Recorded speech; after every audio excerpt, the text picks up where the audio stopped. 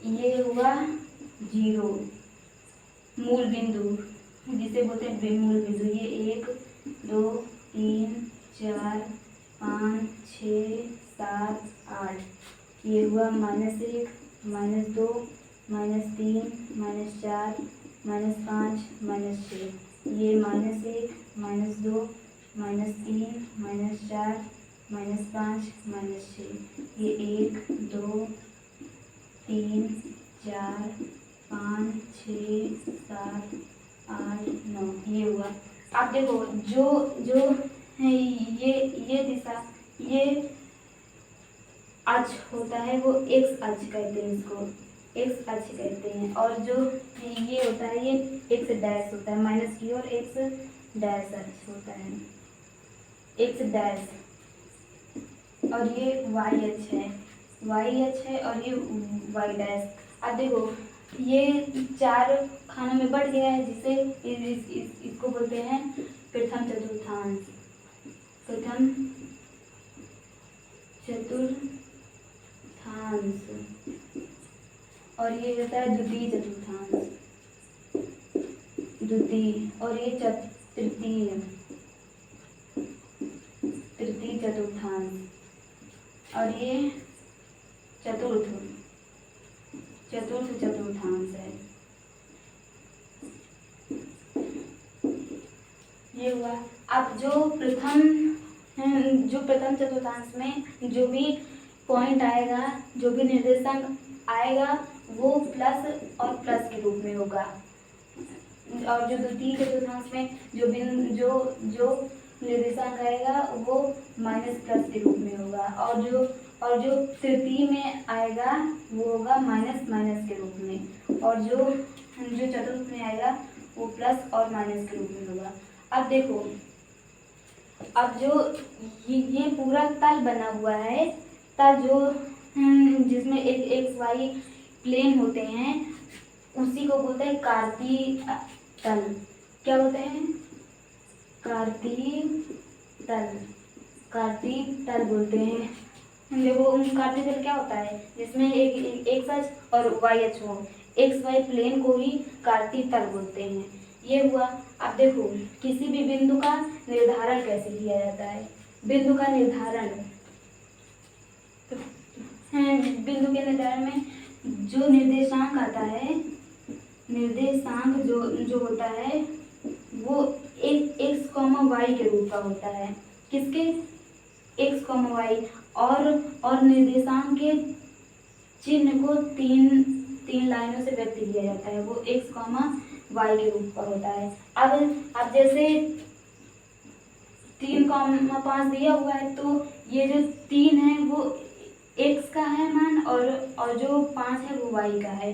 और जो 7,5 दिया गया है, जो 7 है वो एक्स का है, और जो 5 है वो वाई का है। ये हुआ। अब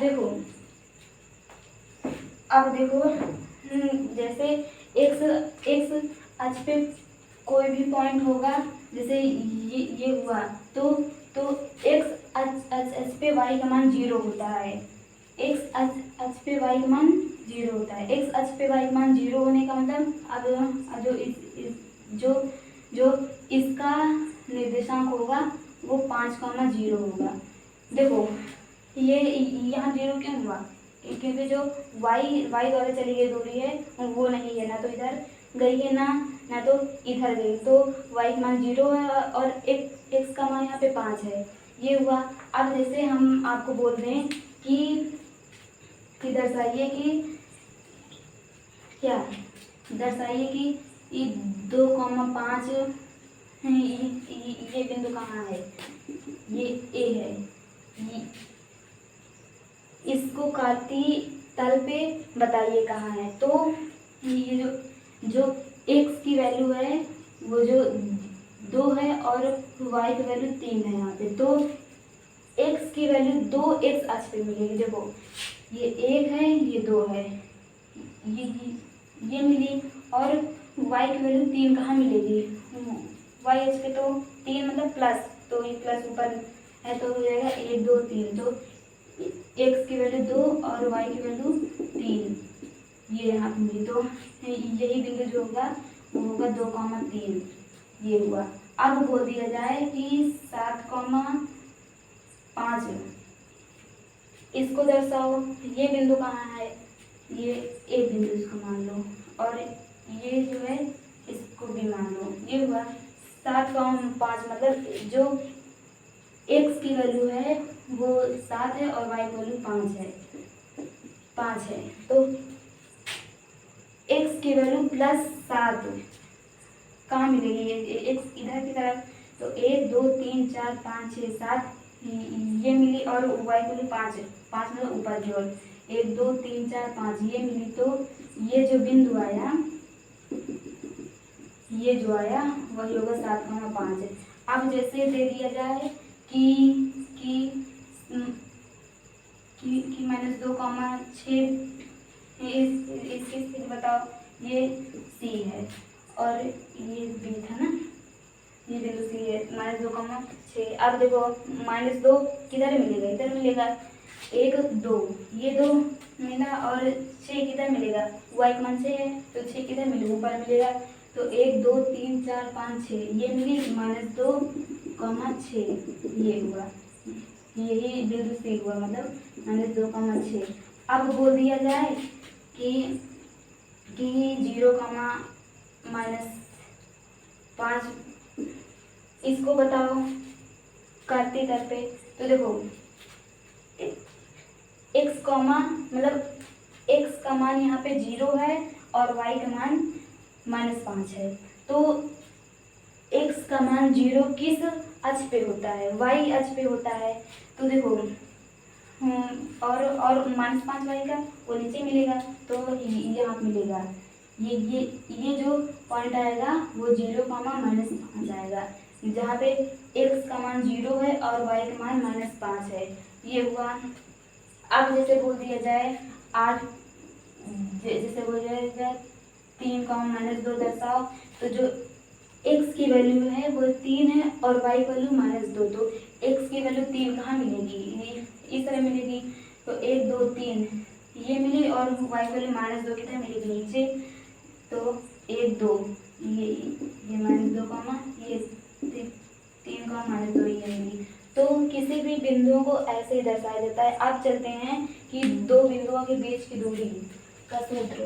देखिए इसको इरेज कर रहे हैं, दो बिंदुओं के बीच की दूरी का सूत्र।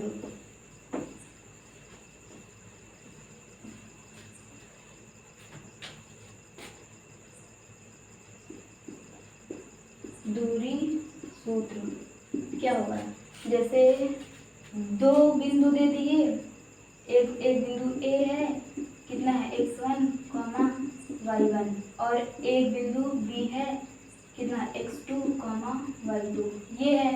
अब AB के बीच की दूरी, मतलब ये कोई लाइन गई है, ये A है और ये B है, और इसका निर्देशांक x1, y1 है, इसका निर्देशांक x2, y2 है। अब A से B की बीच की दूरी क्या होगी, तो इसका सूत्र क्या होता है, देखो AB क्या होता है, x2 - x1 का whole square plus y2 - y1 का होल स्क्वायर, y2 - y1 का होल स्क्वायर, और ये पूरे अंडर रूट में। यही होता है दो बिंदु के बीच की दूरी का सूत्र। अब एग्जांपल देख लेते हैं। एग्जांपल में बिंदु देखो, एक लाइन दे दी गई है, ये A है और ये B है, और ये 2,-3 दिया हुआ है, और ये 5,6 दिया हुआ है। अब बोला है कि AB के बीच की दूरी निकालो। तो देखो इसका क्या होगा, AB का क्या होगा, सूत्र बताया है मैंने, x2 - x1 का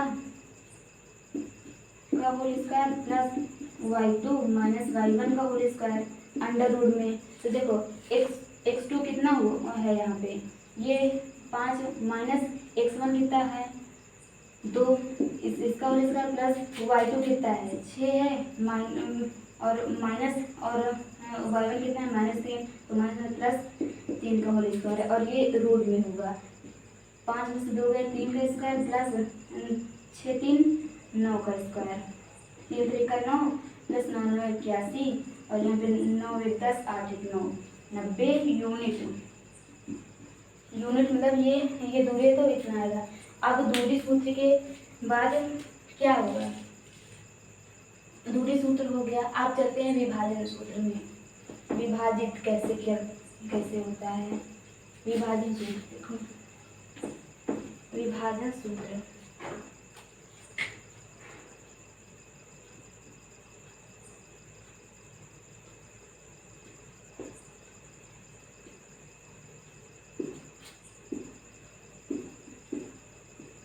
विभाजन सूत्र जो होता है, जो विभाजित, जैसे ये एक रेखा है, ये एक रेखा ए बी है।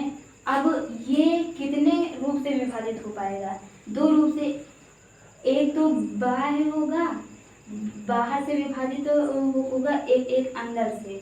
तो जो विभाजन होता है वो 2 प्रकार से होता है, एक अंतः विभाजन होता है और एक बाह्य विभाजन। तो पहले देखो अंतः विभाजन, अंतः विभाजन ये क्या होता है, अंतः विभाजन। तो देखो देखो एक लाइन हो गई, ये एक लाइन हो गई ए बी। अब ए बी रेखा को एक बिंदु P है, एक बिंदु P है, वो अंदर से इसको विभाजित कर रहा है। ये बिंदु P है, ये अंदर से इसको विभाजित कर रहा है, M1 अनुपाते M2 में विभाजित कर रहा है। तो देखिए ये है x1 y1 और ये है x2 y2। देखो ये जो बिंदु P है वो रेखा AB को अंदर से M1 अनुपाते M2 में विभाजित कर रहा है। तो P के निर्देशांक क्या होंगे, विभाजन सूत्र से P के निर्देशांक क्या होंगे। तो चलिए देखते हैं P का निर्देशांक क्या होगा। मान लेते हैं ये x1 y1 होगा। तो देखो क्या होगा, x1 y1 मतलब P के निर्देशांक क्या होंगे। पहले देखो अगर M1 को लेंगे तो M1 के साथ x2 होगा। तो यहाँ देखो M1 into x2 plus M2 को लेंगे तो y2, ये होगा x1 होगा इसके लिए। तो M2 into x2 x1 upon M1 plus M2 ये होगा। और कॉमा लगा देंगे, अब यहाँ पे कॉमा लगा। अब M1 को लेंगे तो y2 होगा इसके साथ, M1 इंटू y2 और प्लस M2 लेंगे यहाँ पे तो इसके साथ y1 होगा अपॉन M1 प्लस M2। यहाँ देखो जो P के निर्देशांक वो होगा M1 x2 plus M2 x1 upon M1 plus M2 comma M1 y2 plus M2 y1 upon M1 plus M2। ये होगा अंतः विभाजन। अब चलते हैं बाह्य विभाजन में। तो देखते हैं बाह्य विभाजन का सूत्र, ये अंतः विभाजन का सूत्र है। चलते हैं बाह्य विभाजन का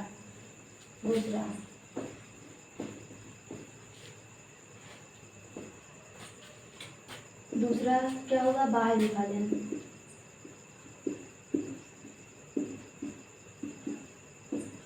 बाह्य विभाजन देखो ये एक रेखा गई है A B,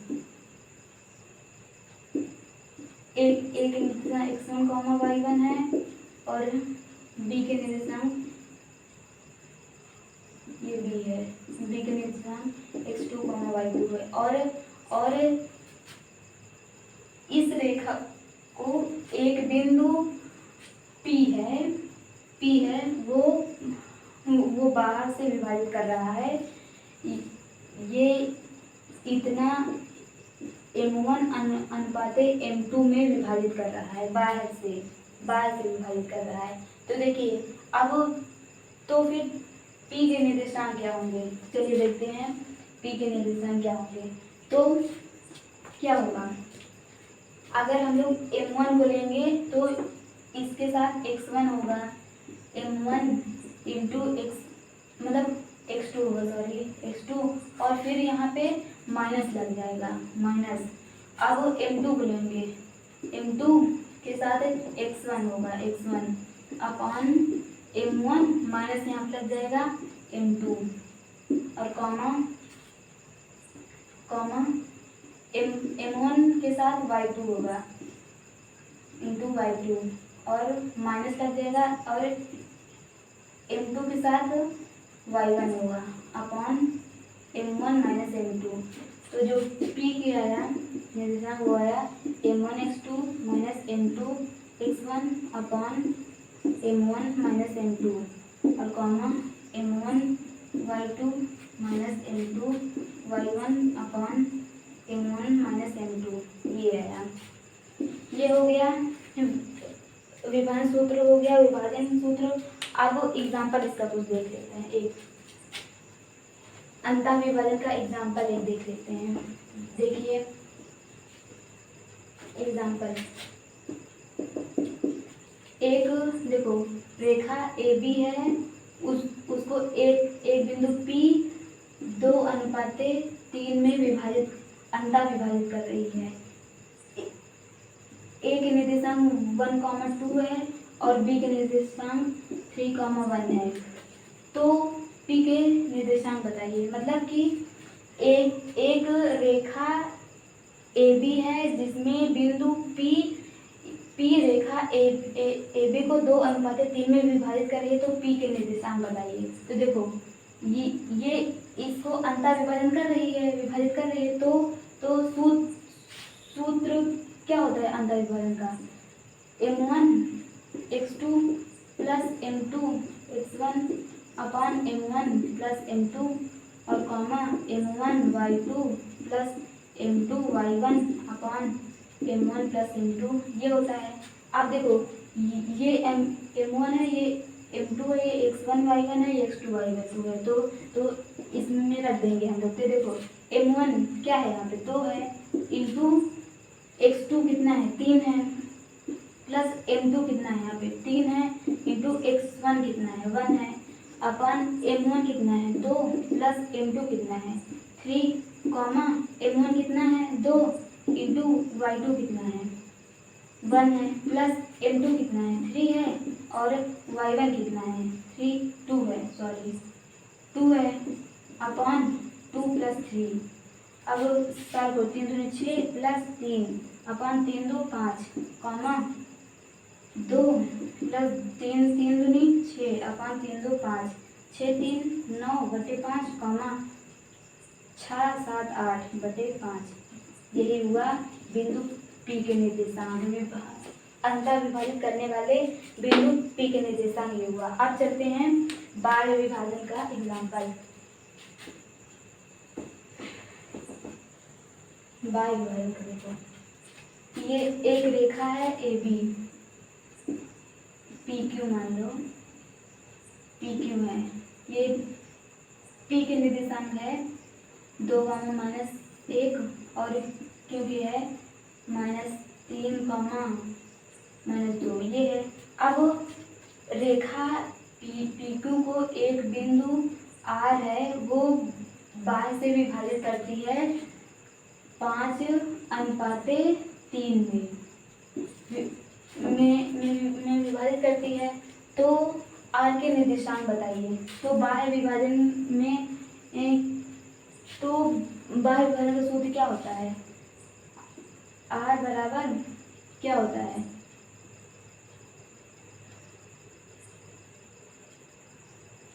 M2x1 minus M1x2 upon M2 minus M1, नहीं ये देखो M1x2 minus M2x1 upon M1 minus M2, comma M1 m1y2 minus m2y1 upon m1 minus m2 ये होता है। तो मान लो ये m1 है, ये m2 है, ये x1y1 है, ये x2y2 है। तो देखो r के निर्देशांक क्या होंगे फिर, m1 कितना है 5 है, इंटू x2 कितना है -3 है, और माइनस यहाँ पे देगा m2 कितना है 3 है, इंटू x1 कितना है 2 है, अपॉन m2 कितना है 5 माइनस 3 और कॉमा m1 कितना है 5 है और y2 कितना है -2 और माइनस m2 कितना है 3 है और y2 कितना है y1 कितना है -1 अपॉन क्या हो जाएगा 5 माइनस 3 ये हुआ। देखो अब यहाँ से 5 से 15 माइनस प्लस 3 दूनी 6, अब 5 में 3 जाएंगे 2, अब कॉमा यहाँ पे 5 दूनी 10 माइनस प्लस 3 अपन 2, 6 5 11 माइनस 21/2 कॉमा यहाँ पे -7/2 यही हुआ बिंदु r के निर्देशांक ये हुआ। अब विभाजन सूत्र के बाद हम लोग चलेंगे त्रिभुज का क्षेत्रफल में। त्रिभुज के क्षेत्रफल का सूत्र क्या होता है, तो इसको इरेज कर दे रहे हैं। त्रिभुज का क्षेत्रफल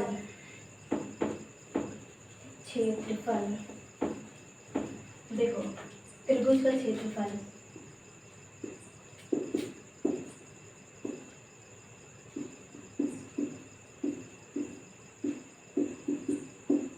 सूत्र क्या होगा, तो देखो जैसे ये त्रिभुज दे दिया हुआ है, ये x है, सॉरी ये a है, ये b है, ये c है।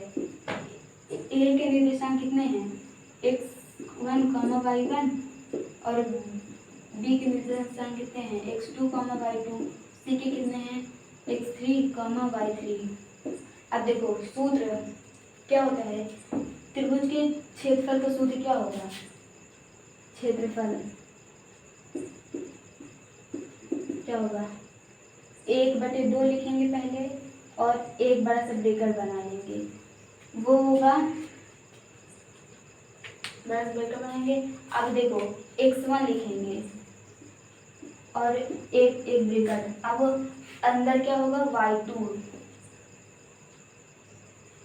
नहीं y3 माइनस y1 फिर प्लस यहाँ पे एक x2 सॉरी यहाँ पे y2 होगा, यहाँ पे 3 होगा प्लस x3। देखो जो त्रिभुज का सूत्र होता है, त्रिभुज के क्षेत्रफल का सूत्र होता है वो होता है 1/2 x1 और ब्रेकर के अंदर होता है y2 minus y3 plus x2 फिर ब्रेकर के अंदर होता है y3 माइनस y1 फिर plus x3 y1 minus y2 breaker बंद, ये होता है सूत्र। अब तीन बिंदुओं के संरेख का सूत्र, तीन बिंदु के संरेख का सूत्र देखो अगर बिंदु a b c संरेख हैं तो जो त्रिभुज का क्षेत्रफल होगा वो 0 होगा। तो जो है त्रिभुज का जो क्षेत्रफल होगा, त्रिभुज का क्षेत्रफल जो होगा वो 0 होगा, मतलब कि जो 1/2 x1 y2 minus y3 plus x2 y3 minus y1 plus x3 y1 minus y2 जो ये होगा वो 0 होगा। अगर त्रिभुज का क्षेत्रफल 0 आए, अगर त्रिभुज का क्षेत्रफल 0 हो तो वो जो बिंदु होंगे वो संरेख होंगे, मतलब एक ही रेखा में होंगे। जैसे ये A है और ये B है और ये C है, तो इसका क्षेत्रफल जो होगा वो 0 होगा। ये हुआ त्रिभुज का क्षेत्रफल हो गया और संरेख हो गया। अब चलते हैं इस पे मध्य बिंदु पर। जैसे जैसे एक रेखा दे दिया गया है, मध्य बिंदु के निर्देशांक में लिख देंगे मध्य बिंदु के निर्देशांक। जैसे एक लाइन दे दी गई, ए है, ये बी है, ये ए है और ये बी है, और ये बिल्कुल बीच में है बिंदु पी।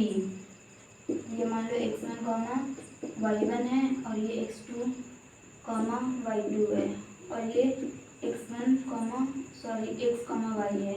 तो बिंदु P के निर्देशांक को यहाँ पे ज्ञात करना है, जबकि ये मध्य में है, एकदम इसके मध्य में है। तो जो मध्य बिंदु का निर्देशांक होता है वो x1 + x2 बटे 2 y1 + y2 बटे 2 होता है।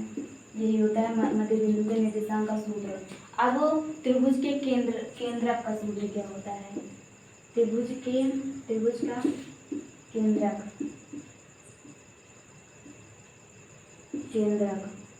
सूत्र क्या होता है उसका? जैसे ये कोई त्रिभुज है, ये ए है, ये बी है, ये सी है। मतलब ए के निर्देशांक x1, y1, बी के है x2, y2 और सी के है x3, y3। अब इसका केंद्र बिल्कुल बीच में इसका केंद्र सी के निर्देशांक क्या होंगे?